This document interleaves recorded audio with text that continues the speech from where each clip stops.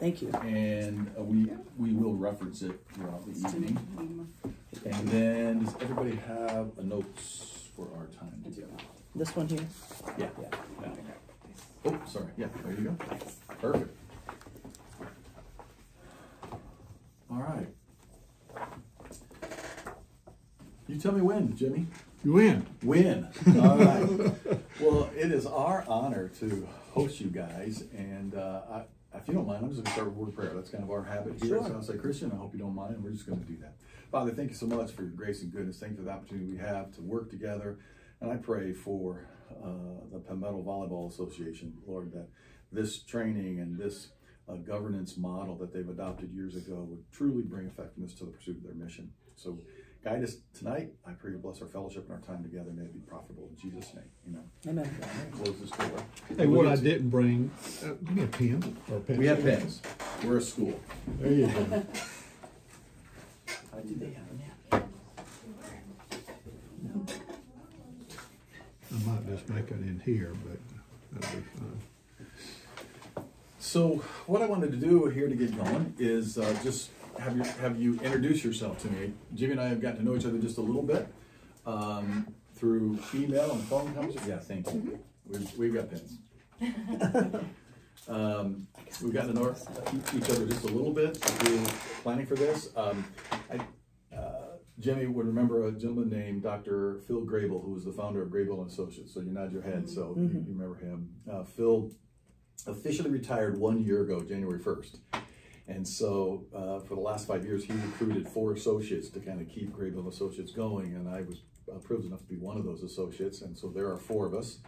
Dr. Stephen Reel, who is the head of school at Mitchell Road Christian Academy, is the managing partner now of Grable Associates. And he is the guy on our team that's assigned to you all as your consultant or helper, whatever.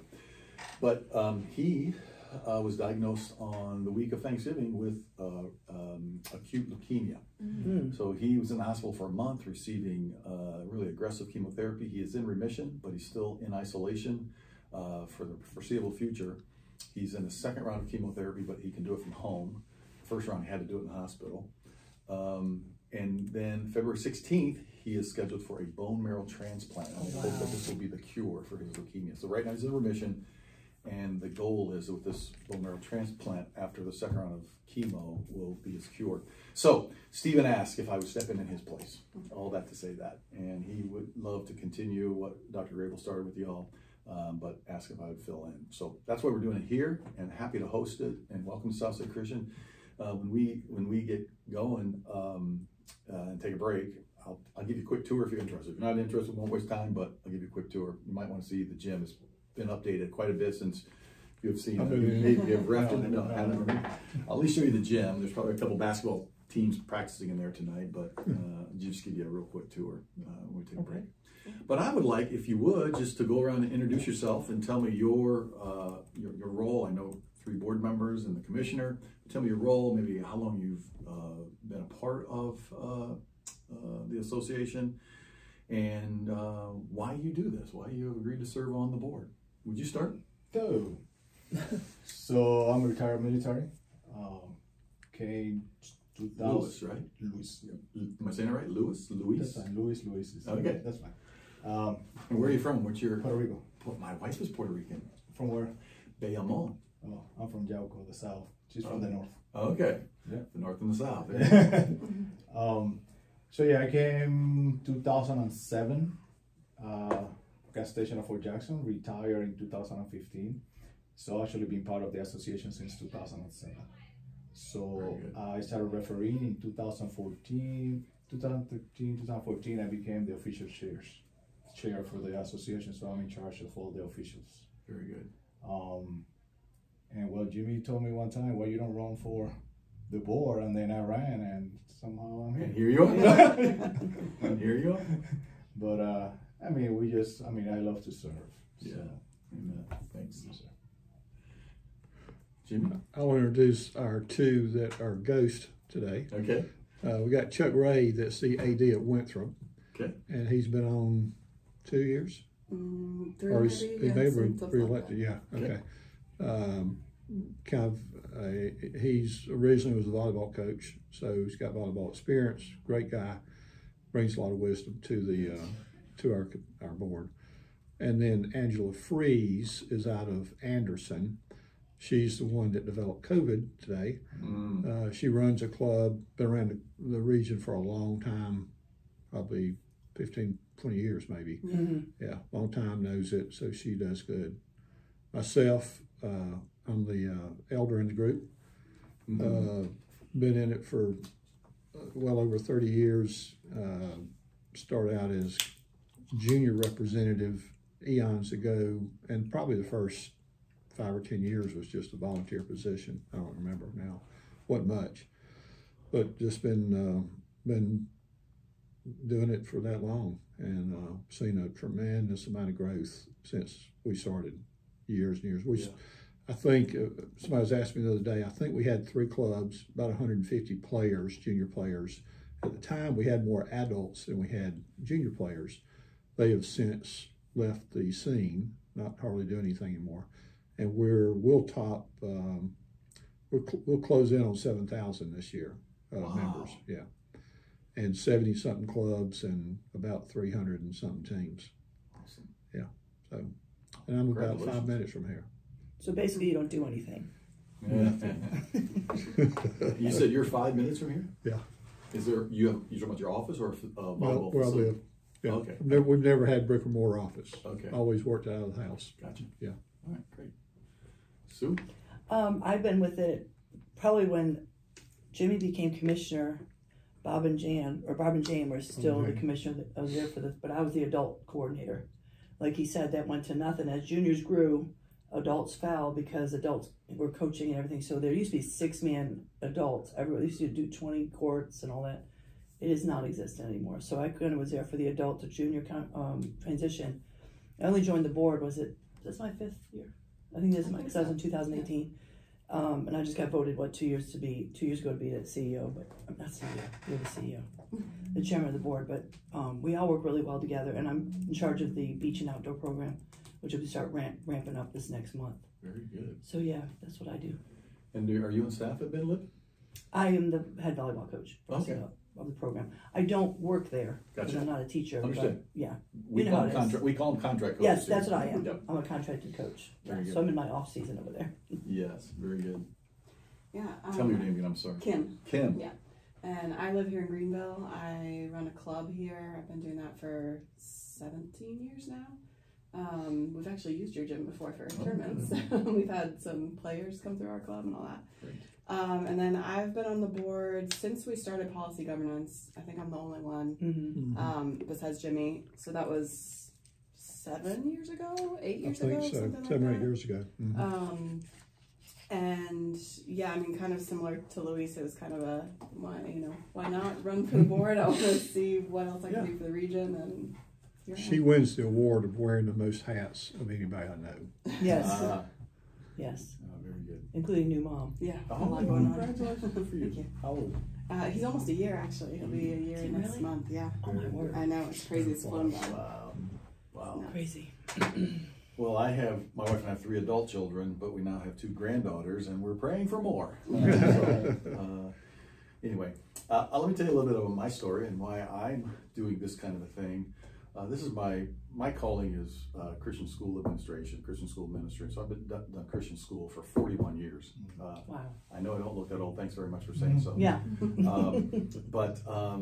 So I started as a teacher and a coach, and I grew up in Indiana, where basketball is king. Here, football is king. I know in your world, volleyball is pretty important and agrees, Definitely but king. football is king. But in Indiana, it's basketball. So, I was involved in athletics as a child and played high school basketball and college basketball and just loved it. So I wanted to become a coach and a teacher and did that all in Christian schooling. I thought maybe when I get old someday, I'll become a head of school somewhere. Well, for whatever reason, somebody thought that it'd be a good idea to make me a principal of a little Christian school when I was in my 20s. I look back and I'm like, what was wrong with those people? Right? And so, anyway, that started a journey for me of even thinking and working for a board as a young man and just not even sure what the board's role was. So, began to explore as a young school head, what's my responsibility to the board? What's their responsibility? And there was no clarity. And so I didn't know, am I supposed to make this decision, or are they supposed to make this decision? Can I make this decision and be okay? What happens if I make the decision and it's the wrong one? Will they reverse it? You know, it was unclear for me as head of school. And that lack of clarity kind of existed there for many years until I discovered something called policy governance. And the guy who created policy governance is a guy still alive. His name's John Carver. About 30 years ago, he published a book. He experienced the same thing as a not-for-profit leader. Like, there's got to be a better way. So he did a bunch of research and created this model. This is from the brain of a guy named John Carver. I have all of his books on my shelf if you're interested. Well, then I was invited to come and serve at the Association of Christian Schools International. It's the largest association of evangelical Christian schools, headquartered in Colorado Springs, Colorado. We serve 25,000 Christian schools around the world. And I became vice president of professional development. One of the things was we got to train not only our heads of schools and our teachers, we got to train our boards so they can lead effectively and govern effectively. And so we really dove into policy governance, and the Associated Christian Schools adopted that as their model. You can't require schools to adopt that model, but we say it's even become an accreditation. There are certain principles of policy governance that through ACSI accreditation for Christian schools, the board has to demonstrate a basic understanding of policy governance. So then back to this place, Southside Christian School. A guy named Phil Grable was doing the same thing, kind of, which you know, Phil. He was head of school here at Southside Christian School and experienced the same dysfunction. Like, okay, I'm head of school and I have a school board, but what am I supposed to do? What are they supposed to do? So he took the board chair 25 years ago to a conference where John Carver spoke and was teaching this model and publishing all of his books. And they both were like, this is what we need. And they came back and they said, well, we think we should get training in this and adopt this model. And so the Southside Christian School Board did that some 25 years ago. And I attribute the success of Southside Christian School to the fact that 25 years ago, they adopted this model for board governance. The name is policy governance. You get the idea of what policy governance is. It was so effective for Southside Christian School that people started calling Phil Grable, like, hey, Phil, what are you guys doing? What's that policy governance thing? What's going on? So Phil started training other Christian schools. Pretty soon, he saw this is something that Christian schools and Christian organizations and other not-for-profit organizations need and could use to help them be effective. And so he felt like, I think I could go help some other organizations and ministries.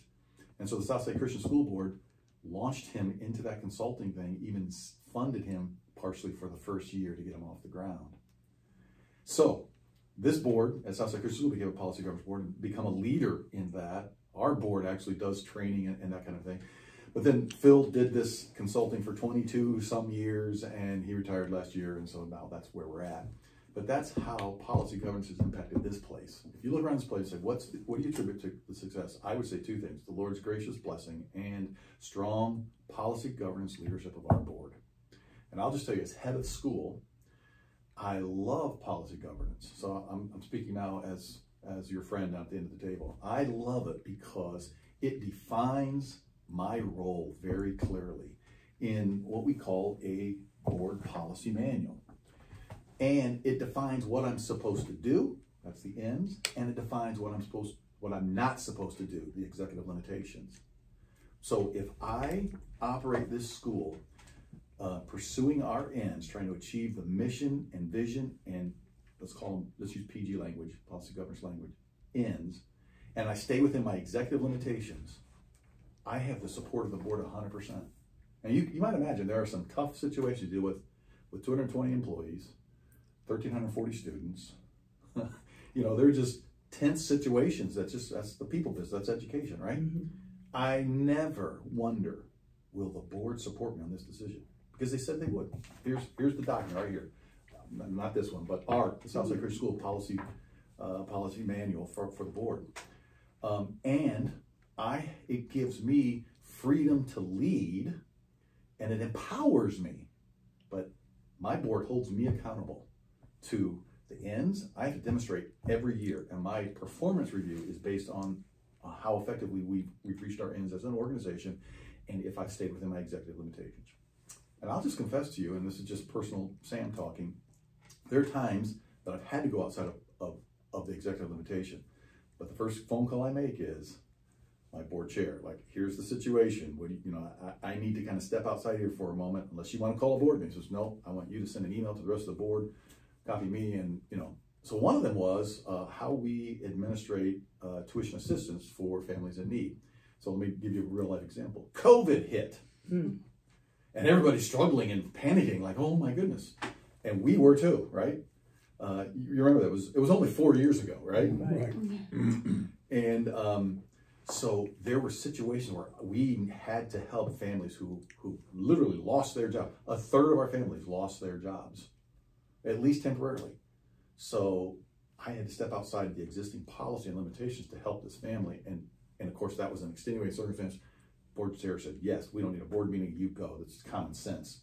Inform everybody. And then at the next meeting, at the monitoring report, I outlined all of that clearly.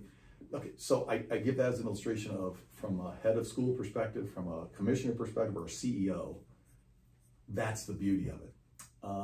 I had, in January, our board gets together with spouses and has a meal at a nice restaurant just for fellowship and just kind of reviewing God's blessing for the past year. And that happened last Friday night. And each board member went around, even their spouses just shared how Southside Christian School had touched their family in some sort of way. And it's just filling me as the head of school, right? But here's the key. One of the board members said, Dr. Barfano, I just want you to know, you make our job easy because you're pursuing the ends and you stay within your executive limitations. So thank you. I'm like, well, you're welcome. Thank you for doing what you said you would do and not do in this policy manual as well, because that empowers me, and thank you for holding me accountable. So it's a beautiful thing.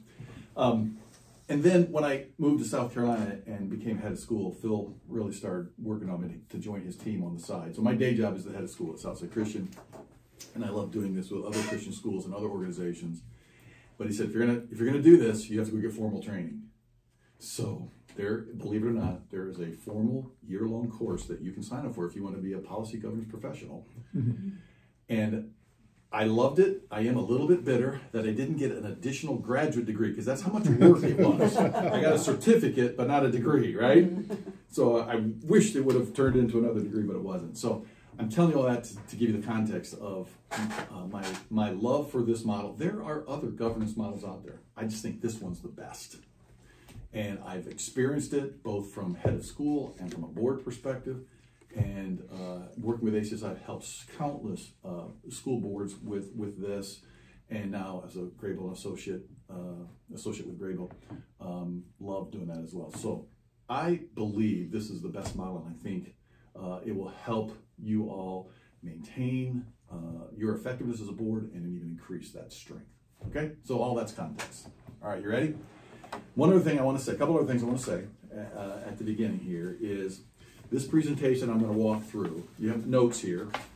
If you open up those notes, the core of the training today will be the 10 principles of policy governance. That's the core.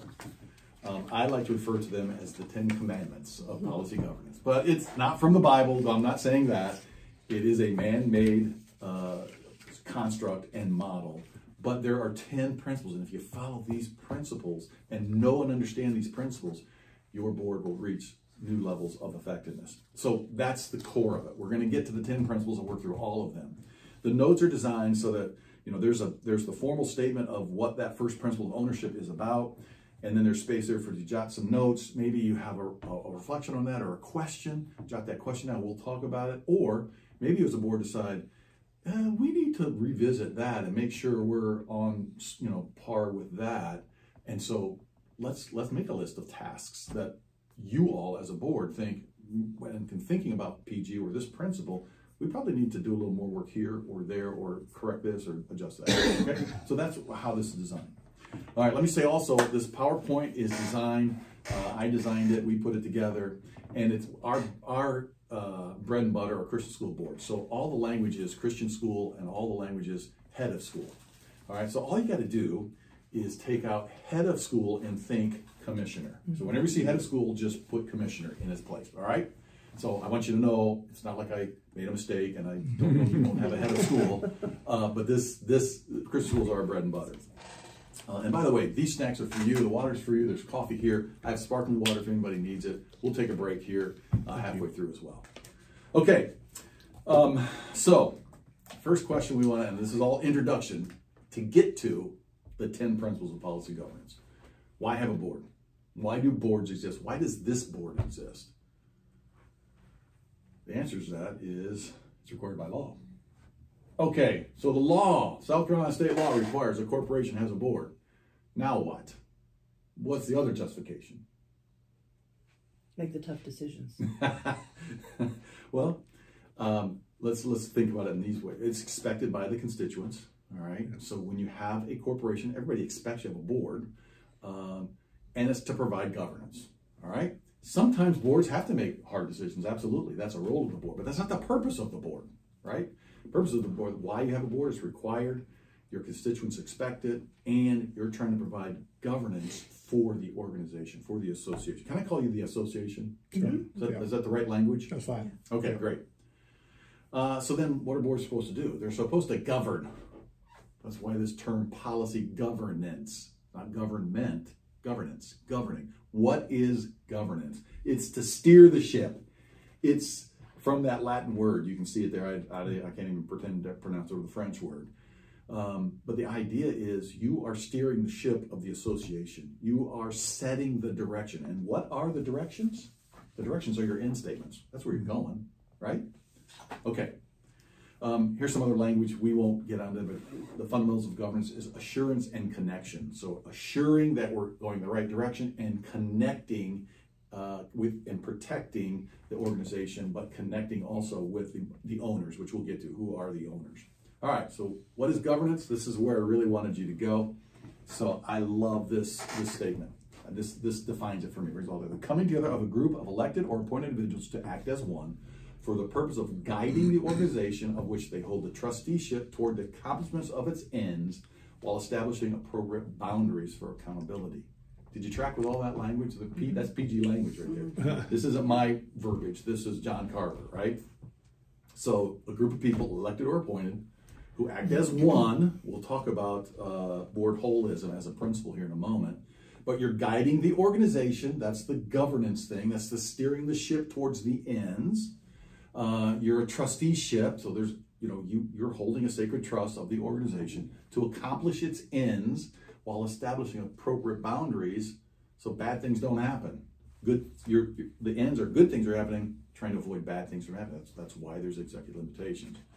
Okay, I'm going to go ahead a little bit here, and I'm going to get to slide 14, excuse me.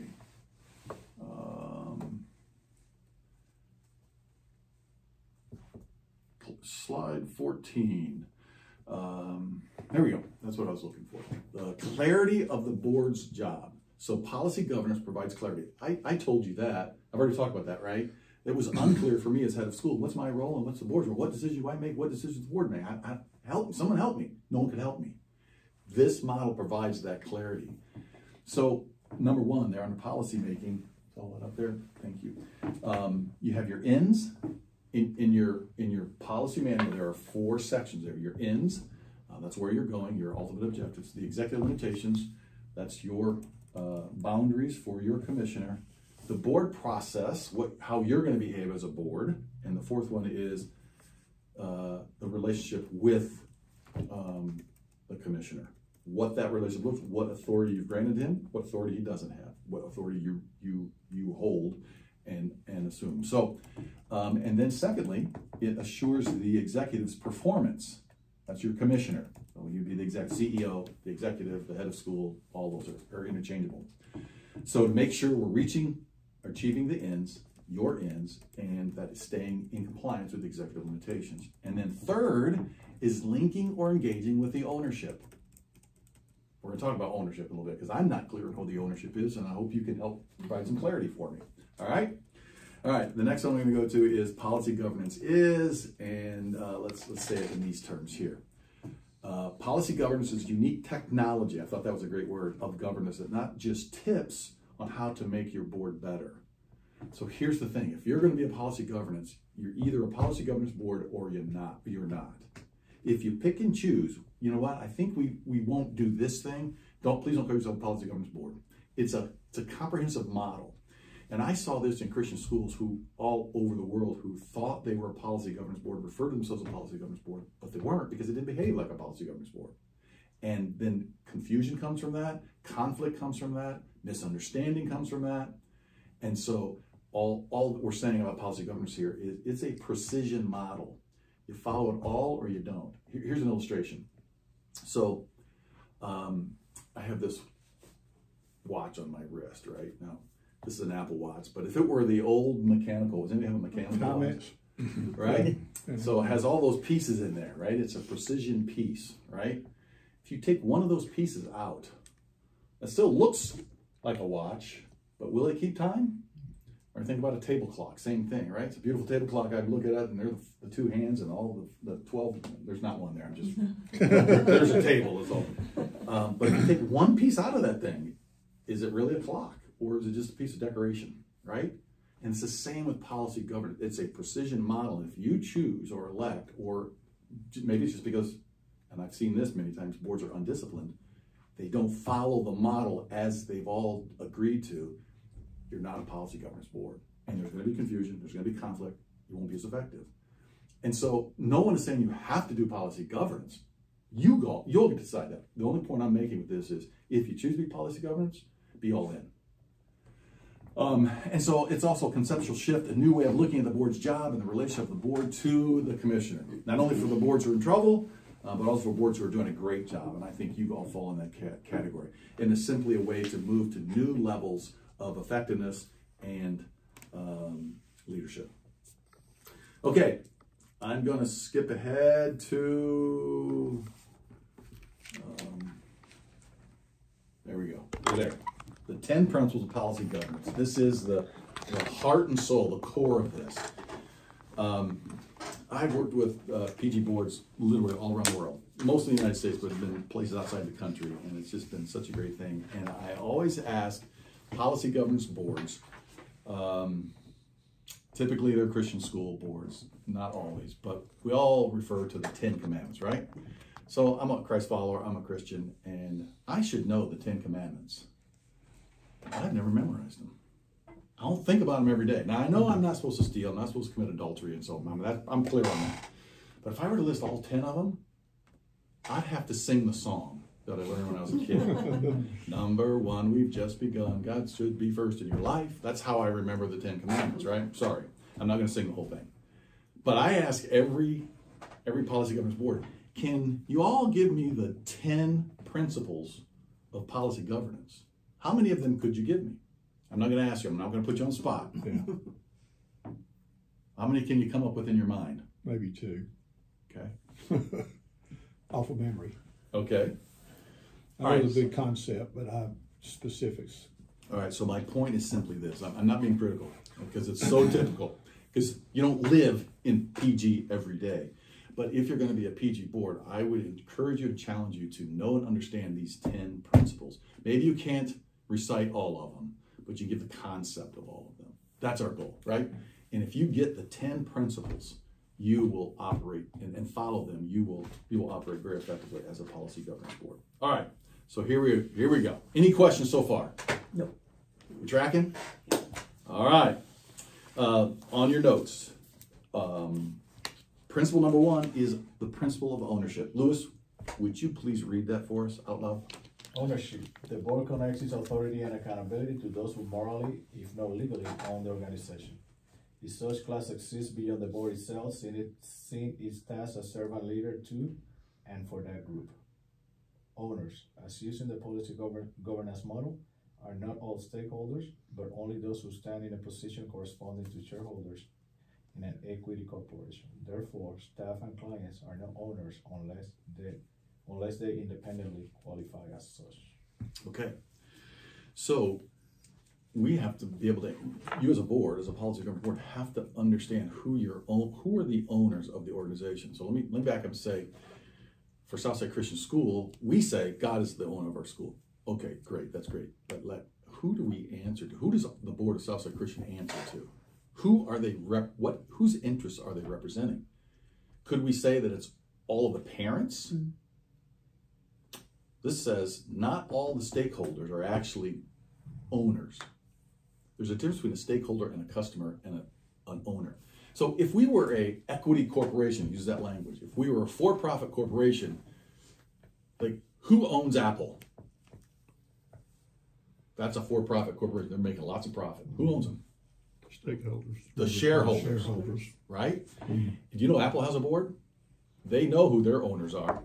They know who they answer to. In a for-profit setting, it's very easy. Who are the owners? It's the people who put their money into it. I own a portion of Apple, right?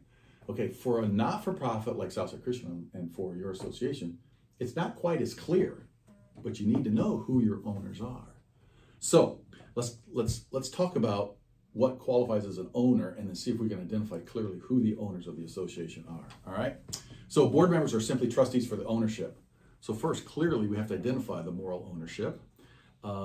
Make certain that the organization achieves what the owners want achieved, and continually communicate and connect with those owners. All right. So I want to get to a slide here that here are some key questions. If you answer these questions, it will tell you who your owners are. All right, here we go. On whose behalf does the board operate? Now, don't answer it out loud yet. Let's think about all these questions and see if we can define our ownership. Who initiated or created this organization? To whom does the board owe its authority? Who elected the board? To whom is the board accountable? From whom does the board derive its legitimacy?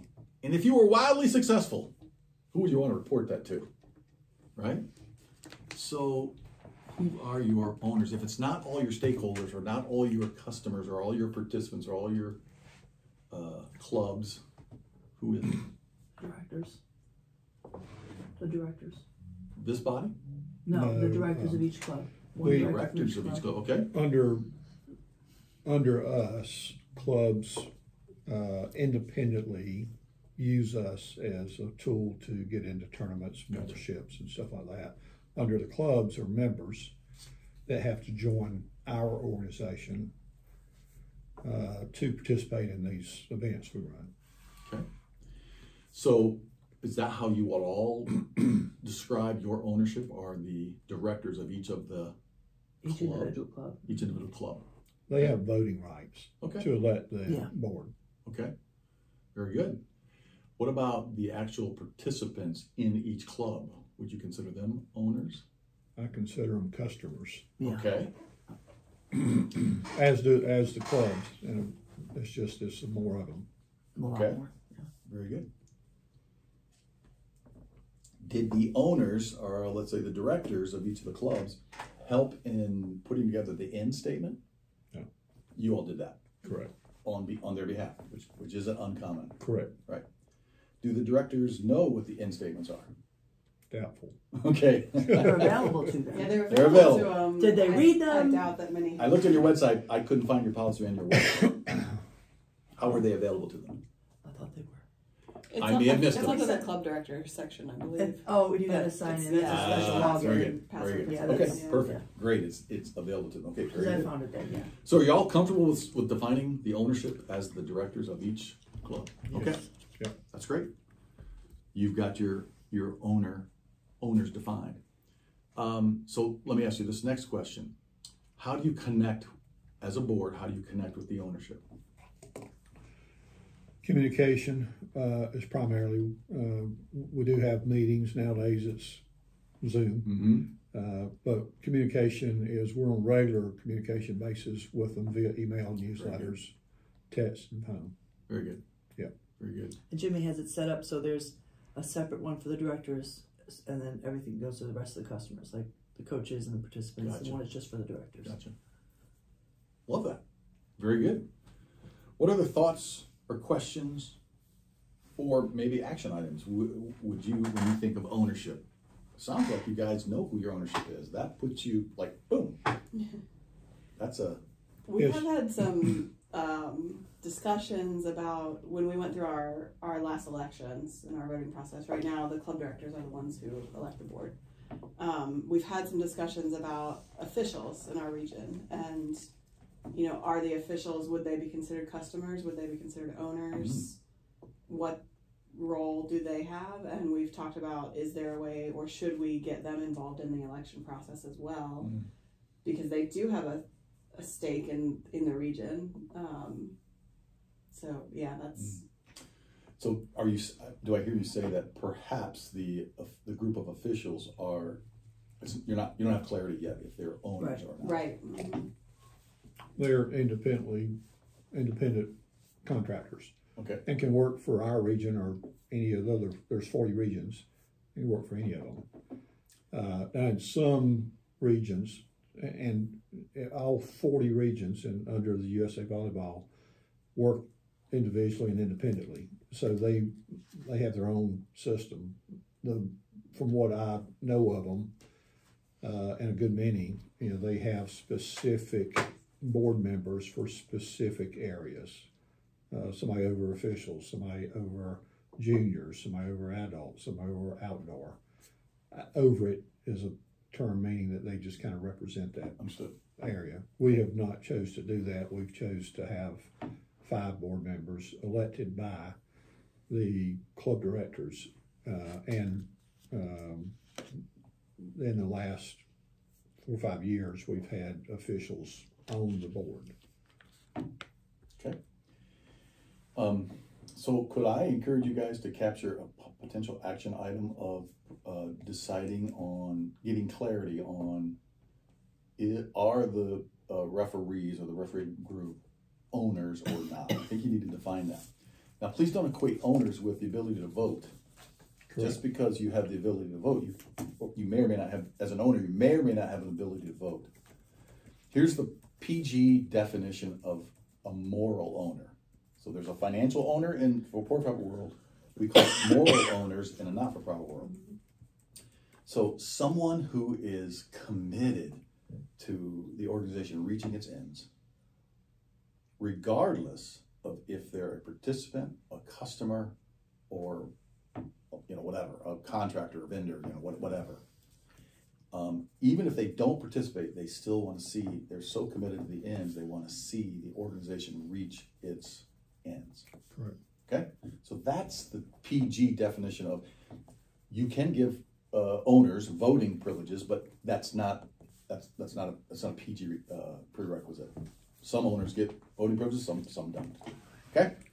So, I think you captured perhaps. And in our definition, it's gotten much more complicated than it was 10 years ago, because we have several organizations, primarily AAU and USAV. And some clubs choose not to participate with USAV, so they technically would not have a voting right. And the same would be for officials. Some choose to participate with or work under USAV, and some choose to work only with AAU, or JVA, it's synonymous, or both.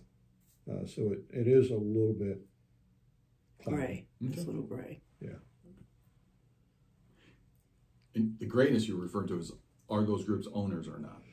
Is that what you're... I would, it's according to how we define owners, because if we just use the terminology directors, not all club directors, what I call directors, club directors work with us being USAV. Gotcha.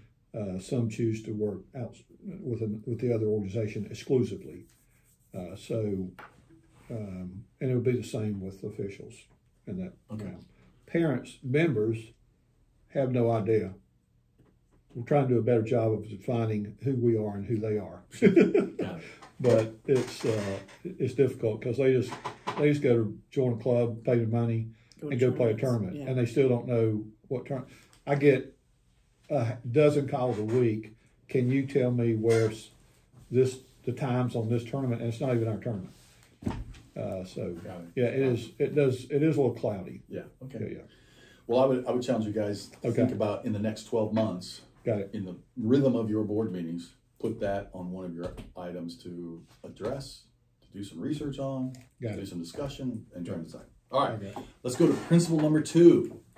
Principle number 2 is the governance position. Jimmy, would you read that technical textbook definition for us? With the ownership above it and operational matters below it, the governing board forms a distinctive link in the chain of command or moral authority. Its role is commander, not advisor. It exists to exercise that authority and properly empower others, rather than to be the management consultant ornament, or advisory. The board, not adversary. Back up a little bit. The board, not the staff, bears full and direct responsibility for the process and products of governance, just as it bears accountability for the authority and performance expectations delegated to others. Okay. So the governance position,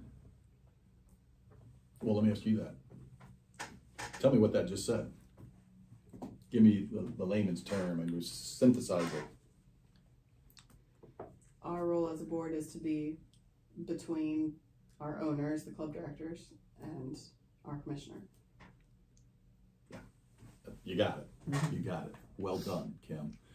So but there are two other things in there I would add. And so you, as the board of directors, bear the full and direct responsibility for the process and products of governance, right? So in your policy manual, that's the sections 3 and 4 in your policy manual. That's how you all have said you're going to behave and conduct your work and do your business. But it also bears accountability for the authority and performance. You've given authority to your commissioner and the performance delegated to others, specifically in this case, your commissioner. Those are your responsibilities. So let's look at this here on the screen. The board is strategically positioned between the ownership and the management. The board, not the commissioner, bears full responsibility for governance. If you try and govern, it's going to be disaster. If you try and be commissioner, it's going to be disaster. In my world, if the board tries to be the head of school, it's going to be disaster. If I try and be a board, it's disaster. Correct. There's always issues, conflicts, problems, and misunderstandings when that happens. So this clearly defines that where you are in that structure. So the board provides full accountability to the ownership, and the board maximizes empowerment to the commissioner. So here's a diagram of that. So this is the position of the board. So up at the top is your ownership. So let's just call them the directors, the club directors. Here's the board. You answer to them. They've given you authority as a board of directors to govern the association. And here's your commissioner, and he's working with staff. And maybe those are, who would the staff? Directors. Yeah, they're directors. Okay. Yeah. They may not be paid staff. And members. And Yeah. members and And officials. members, of course, yeah. Yeah. So the broader ownership and the board, look at this arrow. Can you see that arrow on there? No, Yeah. you can't. Let me give you this little guy here. Get my laser pointer. Now can you see that? Yeah. So that arrow goes down. The ownership is empowering the board, who's empowering the commissioner, who empowers the staff to accomplish the ends, right? And we have staff. Okay, We yeah. have staff that assist in our customers. Of course, of course. Then this arrow says it points up. So accountability goes up this way. So the staff are accountable to the head of school is accountable to the board's accountable to the ownership. So that's the governance position. All right, thoughts, comments, questions about the governance position. I remember Phil, when we met with him, I don't know where we were, maybe Greenville, I can't remember now, I think it was in Greenville, describing you're going down a road and I have to stay within the white lines. And there to make sure that I don't get outside the white lines. Yep. And that was simplicity of understanding policy governance. And y'all can't see that right there, but I used that, and the last time I trained somebody, that's really? the Yeah. diagram right there, Yeah. right? So this is what you're talking about. This is Phil Grable straight from his brain. I'm not going to set this up, but yeah. So in our context, God's the owner. These are our mission partners. We at Southside Christian School, we call our moral owners mission partners. They're mission partners with us. Here's the board, and here's the head of school, and there's the staff, and we're achieving our ends. But these are the boundaries for me to stay within. I'm heading for the ends. I'm going down the river. I'm steering the ship, with the authority the board has given me. And I'm not going to beach my ship over here by getting outside of my limitations and violating what they said not to do. But I can just pursue those ends, staying within those boundaries. It's a beautiful thing. And it's brilliant simplicity. It really is. It's not complex. This diagram is a little bit kind of like that, except those two boundaries there on each side were designed to show empowerment goes down from the ownership of the board to the head of school staff, and accountability goes that direction. But you could look at those two purple lines and say, those are our boundaries too. I mean, you can same analogy. he was trying to discuss the position of the board. All right. I have a question for you. Yes. So the three of us that are here tonight, we are members of the board, but we all also function as staff. We each have a role, a staff role in the region. So I don't know how common that is. That's not uncommon at all. And I feel like as a whole, we probably need to do a better job of like putting on our staff hat when we're working in that role and putting on our board hat when we're working in that role. Yep. I didn't know if you had any. I do. Advice. And you are speaking right now about principle number 3, board holism, right? And you use the analogy of a hat. And I was already getting ready to say that. When you are together as a board, you've got your board hat on, right? That's when you exercise your authority as a board. When you're outside of the board, you have another hat on, either a participant, a staff member, a director, or whatever. And as an individual, you have no authority in the PG model. The only authority the board has is its holism as a group, as a body. Mm-hmm. So that's a great segue into that right now. Is there anything about principle number 2, the position of the board, that a reflection or maybe an action item or something like, hey, we need to revisit this, while you're maybe thinking about that or not? Let me just say, I love the language that is in that second line there, a second sentence. Its role, the board's role, is commander. You guys are in charge of the organization, right? You're not an advisor to him. You can provide advice to him, but that's not your role as individuals. And if, as the board, you want to give him as a whole board advice, how do you do that? You do that through a policy statement. We'll talk about that a little bit later. As commissioner, he can get advice from anybody he wants. As head of school, I go seek advice. I just had a meeting this morning with an attorney. I was seeking advice, right? Sometimes I ask my board for advice. What would you do in this situation? I meet with our board chair all the time, and I'll ask him advice. He understands that role. He's an advisor in that role. He's not speaking as a board member. I'm not held accountable to that. I could take his advice or not, because he's an individual, right? So I love that language that you guys are the commander, not the advisor. But you can give advice, but your role is commander. All right, and exists to exercise authority properly to empower others, rather than be the management consultant, ornament, or adversary. And many times boards and commissioners, boards and heads of school, boards and CEOs can get in conflict. So adversary is not the role you want to take as well.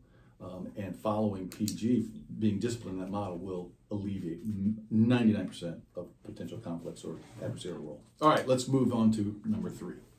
And okay, I'm watching the clock because I want to, in 30 minutes, we'll take a break, all right? Okay. Principle 3, board holism. Sue, I think you're up. All right. The board makes authoritative decisions directed toward management and toward itself, its individual members, and committees only as a total group. That is, the board's authority is a group authority rather than a summation of individual authorities. So tell me what you just said. We have to be together and make it. We can't I can't go off by myself and try and make it my own decision. That's going to affect. You have to make it together. What about if this board makes a decision and you voted no, but everybody else voted yes? What would you do? It's a majority rules. Well, right. Yeah. But would you tell people? Would you talk about that? What? Tell who? Board made that decision. I don't agree. I think we should do this, that, or the other thing. Yeah. Of course. Maybe my husband doesn't care. Okay, there you go. Tell your husband. But there's danger in that, depending on how involved your husband is. He is definitely not involved. Okay, then tell your husband. He can be your. My dog. Yeah. So there it is. Board holism. The board must speak with one voice or not at all. I can't tell you how important that is. Let's look at this. Group decision must be upheld by all. We just talked about that. The only authorized members may speak for the board. Most of the time, the board authorizes me to speak on its behalf. When I do, I'm very careful. I've been here 9 years. There hasn't been a time where we've had such a crisis situation that the board needed to address something. But if they did, if there were a situation, let's say with our employees, or something happened, and I don't want to speculate what that could be, where the board needed to speak, they would need to, because of board holism, authorize an individual member to speak on behalf of the board and almost script exactly what should be said. Maybe not a script, but at least a bullet point. here's the board on it. Here's our position on that. Here's our policy on that. Here's what happened. Here's what we're doing to correct or whatever. Mm-hmm. But the only time someone should speak on behalf of the board is when they've been authorized and given the exact content of how to speak. So how does the board speak? Where is your voice? So for us, well, yes. So when we came to a decision, then we bring it to her, and as a board chair, she's the one that's gonna bring whatever we say to Sure. CEO. Absolutely, yes. But here's your primary voice right here. You've already spoken. Mm-hmm. And when you need to speak some more, 99 times out of 100, it will be in policy. Okay, let me share a real life example. This is a school example. So a sister school here in the South, not in South Carolina, one of our clients, been a PG board for years. There was an issue in the school where there's some bullying taking place in the middle school, which that happens in every school. The key is how do you deal with it, right? And so there were some issues that were handled by the administration and maybe could have done a different way or whatever, but all of a sudden there was this groundswell of this idea that there's a culture of bullying in our middle school. So at a board meeting, they talked to the head of school about that, and he said, "Wait, here's what we did, and here's how we handled this. Here's this situation, here's that situation, and here's the policy that you've given me. Here's the policy that we have for our families and our students, and here's the consequences, and we have followed all of those." The board wasn't happy with that. There were still enough groundswell of people who were dissatisfied with what was going on. The board issued a statement to the employees and used the term, "There is a culture of bullying in our middle school." How do you think that went down? Not well. Yeah, it just made the whole thing ba-boom. And that board, with our help, I was involved in helping that board, they apologized to their head of school, formally, in person and in writing, and apologized to the employees who they communicated with in this statement. And what principle did they violate? They didn't speak through policy. Right. That's the voice of a board. So if there is an issue that the head of school and his administrative team wasn't satisfactory in addressing that particular issue, you speak by policy. So they went back to their policy and they crafted a new policy and asked that there would be some metrics to what kind of bullying is taking place in our middle school, present those metrics to us, and so they created an executive limitation. You can't operate without providing us annually, this data kind of thing. So it got resolved, but I'm telling you, there was a lot of emotional energy that got sucked up by a board, a policy governance board that spoke in a different way other than through policy. Mm-hmm. So board policies are the primary voice of the school board. And then there's the one voice thing. So you got your board, you got your commissioner, you got your staff, you got your directors, and so it has to be one voice. Let me just think about this. So in school situations, you got multiple board members, you got the head of school, you got the staff. And so what would happen if you start having individual board members telling the head of school or individual board members telling the commissioner, do this, do that, don't do this, don't do that. All of a sudden, individual board members start speaking to staff members. You see how confusing that is? What's going on here, right? It just creates conflict and causes confusion because when there's many voices instead of the one voice, there's always problems that follow. All right. I don't know where this is under board holism, so I don't know if you guys have committees. Do you have committees? I'm sorry, I haven't read your. Not that I know of. No. Okay, great. So if you ever get to the point where you want to put together a committee of the board, are committees bad? No, they're not bad. Should the board establish committees to help your commissioner do his work? No, that's his job. So what's the purpose of a committee? The purpose of a committee is to help the board do its job. In my world, at Southside Christian, I have an audit committee. So the two members of the board make up the audit committee. And so I've already been given my executive limitations for budgeting and financial issues, and there are two big sections on executive limitations on those two issues, budgeting and planning and financial accountability. And so I don't have to go to the board to get my budget approved. They've already given me the parameters. So if I create next year's budget, which we just did for next year, I'm good to go. We had to increase tuition for next year. I didn't have to get board approval because I can increase tuition up to X amount, X percentage, without having to go back to get board approval. But how do they hold me accountable to the appropriate financial thing. Well, I monitor report, but also they've created an audit committee to make sure that I'm held accountable to my executive limitations. So every year the audit committee hires an accountant, a CPA, who comes in, does a full-blown audit. It's very expensive. It takes 3 weeks in the summer after we close our fiscal year.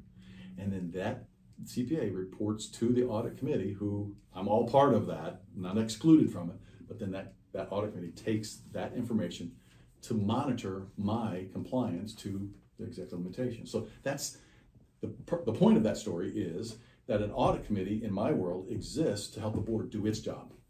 What's the board's job? To hold the head of school commissioner accountable to the executive limitations. And so what about committees? They're fine, but please don't create a committee to do your commissioner's work. The commissioner can put his own committee together and get help doing whatever. The purpose of a PG board committee is to help them do their work. All right, here's another. I had a quick question. Yes. Can you go back to the slide before that one? I know you got arrows going from the member board to the staff. How about why you don't have an arrow going back and forth? For instance, the staff asking board members. Yeah, easily could have had those kind of arrows, and it would just increase the confusion. Okay. Right? So what about staff members going to board members? That's fine. Our staff can talk to any board they want. Most of our board members are parents or alumni parents, so they're in the building, right? But board members know if a staff comes to them with, hey, here's this thing, could you hold it. Here's what we've committed to Dr. Barfeld. That's his responsibility. We've given him that authority. Have you talked to him? Right. Oh, no, I haven't talked to him, or I haven't talked to your principal, or whatever. Okay, well, you need to go back there. Right. And then that board member pick up the phone call and say, hey, just so you know, this employee asked this question, there's an issue there, you might want to be aware of that. Right. So I'll jump in. I won't exhort them for talking to a board member. I might talk about that or not, but I'll make sure that whatever issue was, is it a real issue? Does it need my attention, right? Mm-hmm. So if you have arrows going the other way, and they do, that just illustrates the point that can be confusing. And policy governance, just when you speak in one voice, that clarifies all of that. Okay? All right. So I love this because it's just an illustration of this circle here is just so simple.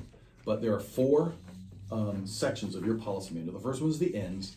The second one is the executive limitations. The third is board management relationship. And, the third is the governance process for the board, and then board management relationship. So what authority have you given to the commissioner? And so all of your policies fit into one of those 4 categories of your policy manual. So who's responsible for the ends? In policy governance, the CEO, the commissioner, is responsible to pursue the ends effectively, right? The ends policies give him direction. Here's where we're going as an organization. Executive limitations are for the CEO, for the commissioner. Here are your boundaries, right? And then board governance. Board governance is just section 3, which is, what's our job? Well, here's our job. Here's what we're going to do. Here's what we're not going to do, right? And then the board management or board commissioner relationship. Here's the authority we vested in him. Here's what we said we would do and what we said we would not do in our relationship with our commissioner. So again, it's just simple brilliance, but those are the 4 categories, and this is how you speak through policy. This is your voice right here, and this is how it's organized, okay? Questions about that? We're talking about board holism, right? So all of this is under that idea of holism.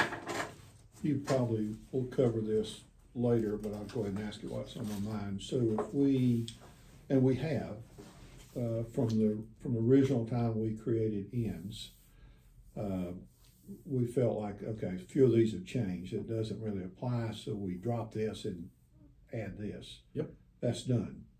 Okay. Or I'm asking, that's done. That is done. And that's amazing. You asked that question to segue to the next thing. You just asked the question that segues to this one. We're doing great. You are. You guys are tracking.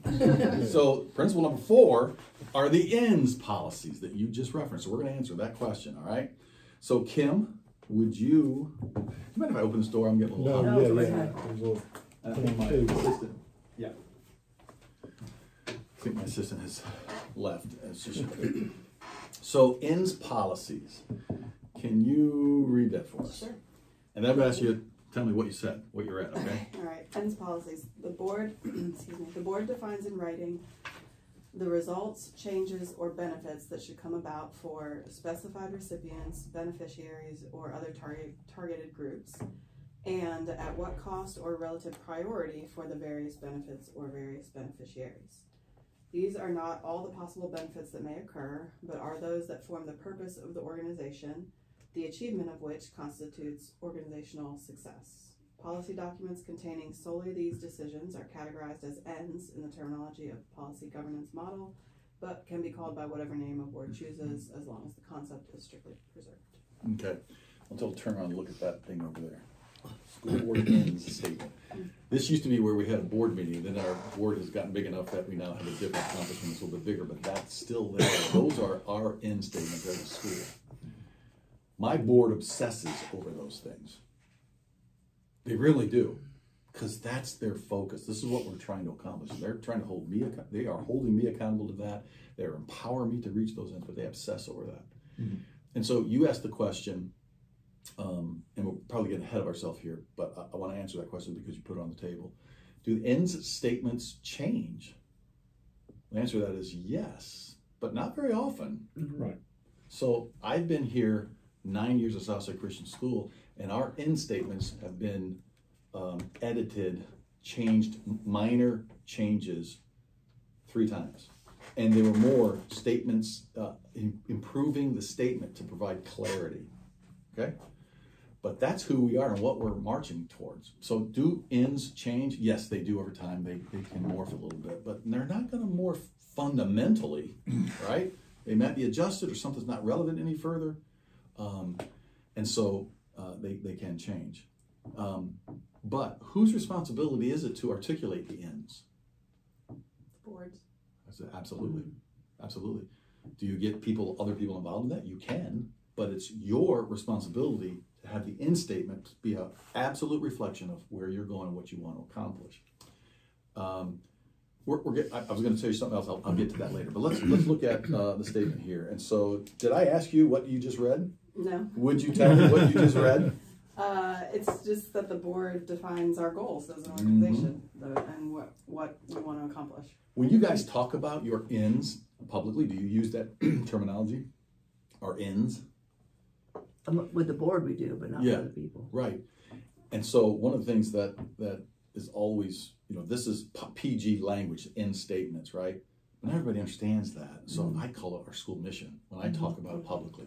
The mission of our school is, and we even have a coffee cup version of that, like a synthesized statement that we use as our mission statement, but it's the same language as that. It's just a synthesis of that. But that's what my board obsesses with. So the highest calling on the screen there, the highest calling of a board using policy government is determine the organization's ends. So you paint that in 3 ways, and this statement said that as well. There are 3 things that good end statements from a PG perspective will cover. What good? The results to be produced. For whom? Who's going to be the recipients of the good that's being accomplished? And at what relative cost or at what priority? So I'm going to go back to my school end statements. It talks about what we're trying to accomplish. It also talks about for whom. Our end statements mention students in preschool through 12th grade and partnering with parents in that context. And then at what cost? My end statement even talks about a reasonable tuition cost. I'm glad they used that language and chose that because I have to demonstrate every year, are our tuition costs reasonable? I have to provide data, right? I don't know, does your end statement have cost in it? I haven't read them, I apologize. Does it have and indirectly or priorities? Yeah. Yes. Okay. And we're controlled to a certain extent what the cost is based on what the national office tells us, but we do control costs for tournaments and stuff. So we do oversee that. Okay. And our ends were created with you guys. back with Linda and Phil and Yeah. because they're really Yeah, and I think we've Pretty changed, I want to say We- 2, right? we changed- over time? well, they no, pretty actually, much if you is one that don't apply Look anymore. on, I don't know what page it Were is, they weren't in policy the book? 1, you'll see 2 has been I eliminated. see that in 2019, yep. Correct, yeah. No longer applied really, because they're independent organizations, so we're not responsible for training them. Outside, I guess it's how it's defined, we do educate and train new Yes. clubs as to what they need to do. We kind of hold their hand, and we Yes. have staff that does Yeah, that. absolutely. Yeah. I love your ends. Yeah, And I see you added one in 2019. we did. Yeah, Yeah. very good. So if you were to say, what's our mission statement from there? If you put it on a coffee cup in those terms, a mission statement, is it the first sentence there? In cooperate with USVA, participation in perspectives toward the sport of volleyball in the state of South Carolina, our community is growing and improving. Yeah, That captures it, doesn't it? exactly. And then you flesh that out further with items By 1 through defining it. 11, which is actually 1 through 10, with 1 being deleted. Right. Love it. Yep. When's the last, is 2019 the last time you reviewed your ends formally? We do it every year. Well, I do reports, obviously, every year. I'm not sure, Kim, I would say, well, 19 may have been the last time that we made a change in the end. Sure. Yeah. Everything else. But we still certainly applies. discuss it Right. Very good. via reports. Very good. We Yeah, only do several at a time, so we're pretty Of thorough. course. yeah, yeah. Yep. Very good. When I report to my board, with monitor reports, which we're going to get to, which I know you do,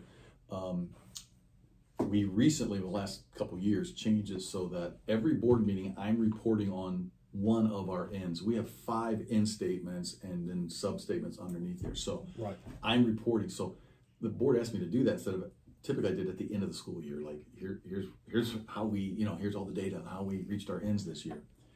And they said, you know what, we love that, but that's not often enough. We need to hear about the ends every time we meet. Right. And so we put our board calendar work plan together. Now I'm reporting on a different end for each board meeting. Yeah. And the reason, because they were obsessing with the ends, and that's their job, right? Yeah. Are we pursuing these ends and being as effective as possible? So that's really strong. Any other thoughts, comments, reflections, or action items? I'm glad to hear that you guys are reviewing the ends. I think that's healthy, whether it happens annually or every other year. And changing them occasionally is not a bad thing. Stuff, the world changes. With our board terms, we need to do that so that the new ones understand it, because Kim's the only one that sit in on the original meeting. Mm-hmm. And so we explained it a little bit, but not to the detail of they understand it what you're explaining. Okay. Yeah. So, Sue, Yes. Miss CGO. Do you know what CGO is? Mm-hmm. You do? Chief Governing Officer. I love it. Look at us go, right? Wow. You guys just keep impressing me. You blow me away. As CGO, it might be wise to craft your annual work plan so that you're at least once a year reviewing the ends, but for sure making sure new members are very familiar with the ends. Yeah, I like to, maybe that's something we should talk about, how we can, because since I came on, it was a thing, and to me it was very organized, but it took me a while to understand it. But through our meetings over the years, I've come to understand it. Sure. That's a great idea. That's something, little thing we could do for maybe each meeting, or even, I don't know what you guys think about that, but even like an end at each meeting, I'm not opposed to that. I think Yeah. that'd be a good thing. I thought at first you were talking about the whole PG model of orienting new board members. I always recommend that anytime a new board member is elected or appointed, they don't serve on the board until they go through some sort of training on what policy governance is. Like when someone is nominated at Southside Christian School to be on the board, and our board is a self-perpetuating board, so they nominate and elect its own new members, right? So the first thing happens if someone's identified as a potential nominee is they sit down with me and I get to explain, here's what policy governance is. And so here's your role as a board if you're interested. And then, the board chair does, actually the chair of the nominating committee does that, has an additional conversation with them before they ever come to the board for a vote, or even they actually come to the board and the board interviews a prospective board member, because we appoint, not elect. But it it also is a great practice because it guarantees that new board members know and understand what policy governance is and before they get into the role, right? And so that's always very helpful. So I would encourage you, and Grable Associates can do that. We have just a kind of a crash course. It takes an hour. We can do it by Zoom, but it would be a good thing that new board members are oriented to policy governance before they serve. How many board members do you have on the school, and what's their term? We have 8 current board members. We can't have less than 5 and more than 9. Yeah. And they can serve 2 4-year terms before they have to go off. What's the diversity on your board? Male and female, and people of color. We even increased our diversity by age. We have a graduate of our school who is 24 years old, and he's a board member. Really unique individual. That's a good perspective. It is a great perspective. He's the only millennial on our board, and we need that perspective. We have a bunch of millennials on our faculty, and I have my 3 children are millennials, and they're just different than me. It's a different world. Yeah, it is a different way of thinking. So it's been very good for us. But thanks for asking that question. Our board's very intentional about diversity. That's one of our end statements, that we are trying to create and cultivate a diverse, racially diverse and ethnically diverse community. Now, I will tell you, we're 86%. Our student body is 86% white, and so we're at what is that, 14%? No, we're 17% non-white, and so that's African American, Hispanic, Asian, whatever. Right. So we're 84% white, but we're really working at trying to increase our diversity both in our professional staff and our student community, and we've been able to move the needle in the last decade a little bit. So I mean, and that is hard. It depends on what location you're in too. Absolutely, it's the same thing with referees. When we have our board meetings, our meetings at the national level, we're looking for, and I'm gonna say, black females to be referees. Because when you watch the Final Four, we all watch the championship, how many black females you see refereeing those games? Right. And it's an emphasis and say, hey, if you don't have one, you try to go and look for one so we can develop. Yeah, we do the same thing with our hiring of our faculty and staff and administrators. In fact, just FYI, we have an internal policy that I've implemented with our team that we don't even begin the interview process until we have some people of color, some diversity in our applicant pool. Yeah, then we start. And so it just helps us be intentional. Yeah. Hey, great conversation. Now, before we take a break, since we covered ends, what's the next one? Means. This is the beauty of policy governance. If you understand the difference between an end and a means, you can understand policy governance. All right? So, I'm going to read number 5, the means statement. And then you're number 6. All right, Lewis, when we get there? So we'll just go around the table. Here's the technical textbook definition of board means policies. The board defines in writing those behaviors, values, practices, disciplines, and conduct of the board itself and of the board's delegation and accountability relationship with its own subcomponents and with the executive part of the organization. Do you know what that just said?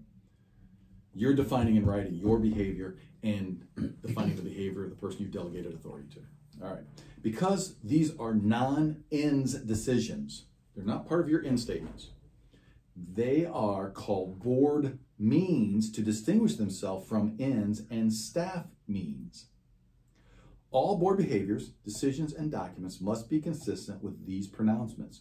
In the terminology of the policy governance documents, containing solely these decisions are categorized as governance process and board management delegation, but they can be called by whatever name a board chooses as long as the concept is strictly preserved. Okay, so we know what the ends are. Here they are. And what is the difference between an end and a means? So a means is how the things we do, the activities we engage in, the programs we create to reach our ends. Okay. And what is the board responsible for? The ends or the means? You're responsible for both, but the primary one is the ends. The means, you've delegated the the authority to your commissioner to pursue those ends and use any reasonable means necessary to reach those. Reasonable, legal, moral, ethical, and within your executive limitations to reach those ends. Are you involved in the means? Absolutely. You may participate in the means, but you have to understand the difference between a means and an end. So let's look at this here. Board means policy. Board must be responsible for designing its own product and processes. The board must determine its definition of governance, which you have done. The board must decide how to govern. And we're talking about section 3 of the policy manual, by the way. The board must have the discipline to follow the process it establishes. Okay, so we're talking about organizational means, activities and programs and things that your commissioner does to reach the ends, but there are also means that the board does to govern itself. What are the means things? So what are those things? It's how you have decided you're going to have elections. It's how you've decided you're going to behave. It's how you decide you're going to make decisions. Those are all outlined in section 3 of your policy manual. After management or executive limitations. So,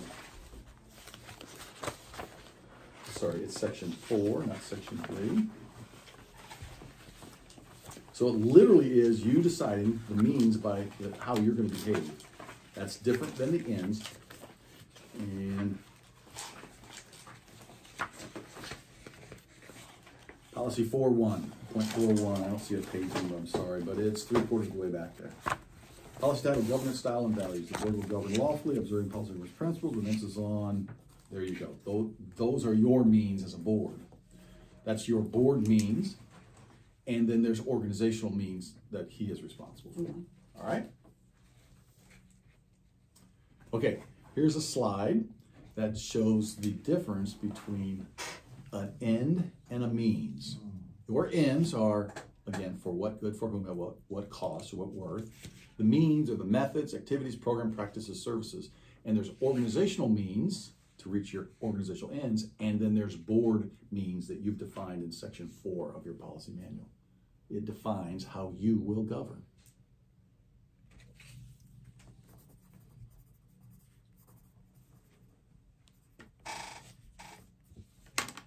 All right, I see you writing, thinking, thoughts, questions, comments, reflections, maybe action step.